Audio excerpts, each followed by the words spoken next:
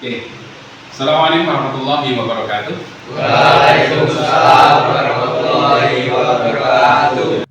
Pada pertemuan kali ini kita akan membahas mengenai Asmaul Husna. Ya, pengertian Asmaul Husna. Secara bahasa, Asmaul Husna terdiri dari dua kata, yaitu asma atau bentuk jamak dari kata al-ism, yang berarti nama-nama, dan husna, bentuk jamak dari kata al-hasanu, yang berarti baik atau indah. Jadi Asmaul Husna berarti nama-nama yang baik dan indah. Adapun secara istilah, Asmaul Husna adalah nama-nama yang baik, lagi indah, yang hanya dimiliki oleh Allah Subhanahu wa Ta'ala sebagai bukti keagungannya.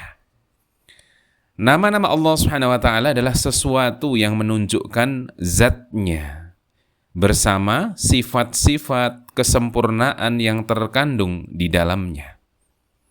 Nama-nama Allah Subhanahu wa Ta'ala tersebut dapat kita jumpai dalam ayat-ayat Al-Quran, ya, di antara nama-nama Allah Subhanahu wa Ta'ala yang disebut dalam Al-Quran dan sering kita dengar seperti Al-Malik, ya, atau yang merajai, ya, Al-Quddus atau yang maha suci, kemudian As-Salam yang maha sejahtera, Al-Mu'min yang memberi keamanan, Al-Muhaimin yang maha memelihara, Al-Aziz yang maha perkasa, Al-Jabbar yang maha kuasa, Al-Mutakabbir yang memiliki keagungan, Al-Khaliq yang menciptakan, Al-Bari yang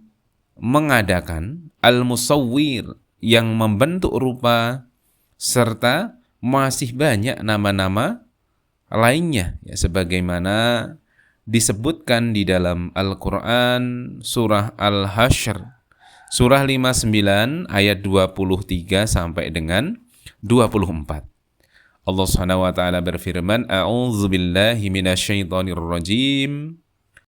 Wallahu allazi la ilaha illa huwal malikul quddusus salamul mu'minul muhaiminul azizul jabbarul mutakabbir.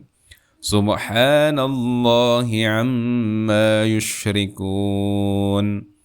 Wallahul khaliqul bari'ul musawwir lahul asma'ul husna yusabbihu lahu ma fis samawati wal ard wa huwal azizul hakim, yang artinya dialah Allah yang tiada Tuhan selain Dia, Raja yang maha suci, yang maha sejahtera, yang mengaruniakan keamanan, yang maha memelihara, yang maha perkasa, yang maha kuasa, yang memiliki segala keagungan.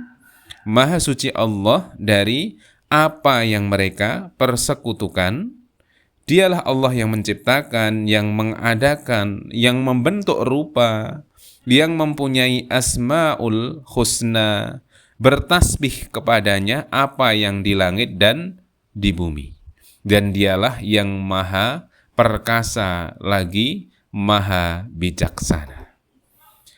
Selanjutnya yang menjadi pertanyaan kita saat ini adalah bagaimana kita dapat menerapkan sifat Al-Karim dalam kehidupan sehari-hari, khususnya dalam berinteraksi dengan teman sebaya dan guru. Untuk menerapkan sifat Al-Karim atau Maha Mulia dalam kehidupan sehari-hari, sebagai siswa SMK yang sibuk dengan tugas dan kegiatan, terutama dalam interaksi dengan teman sebaya dan guru.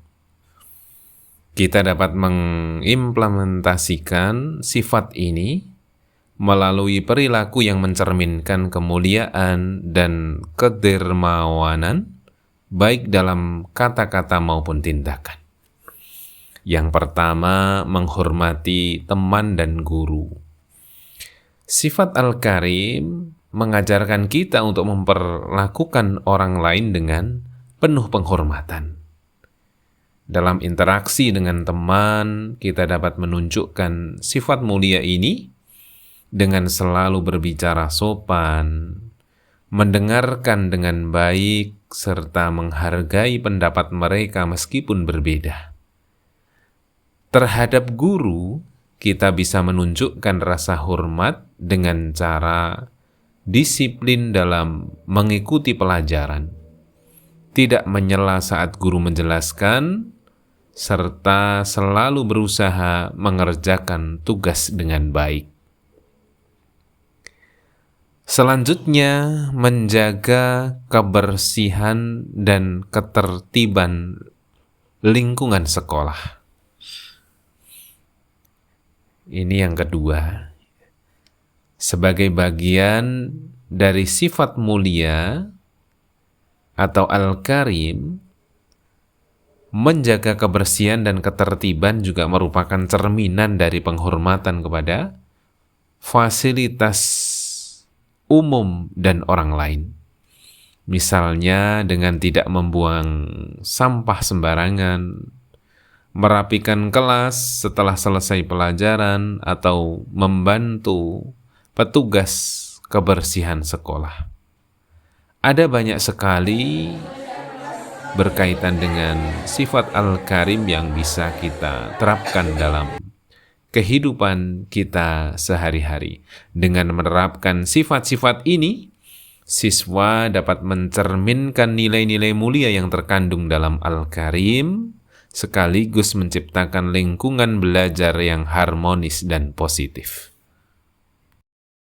Masih materi Al-Islam berkaitan dengan Akidah Akhlak kelas 10, yakni bab 2, berpakaian di dalam Islam. Pengertian berpakaian di dalam Islam. Pakaian adalah sesuatu yang dipakai berupa baju, celana, jilbab, dan sebagainya. Dalam bahasa Indonesia, pakaian juga disebut dengan busana. Islam telah mengatur prinsip-prinsip berpakaian. Berpakaian Islam berarti memakai atau menggunakan pakaian yang sesuai dengan tuntunan agama Islam. Nah, prinsip pokok berpakaian dalam Islam kita tahu adalah menutup aurat, ya, laki-laki ataupun perempuan. Diwajibkan menutup aurat dengan berpakaian. Sebagaimana dijelaskan di dalam Al-Quran surah Al-Ahzab ayat 59 yang memerintahkan kaum muslimin untuk menutup aurat. Selanjutnya yang menjadi pertanyaan kita saat ini adalah fenomena tren fashion di era modern yang saat ini digandrungi anak-anak muda, namun bertentangan dengan perintah Allah dalam syariat agama kita.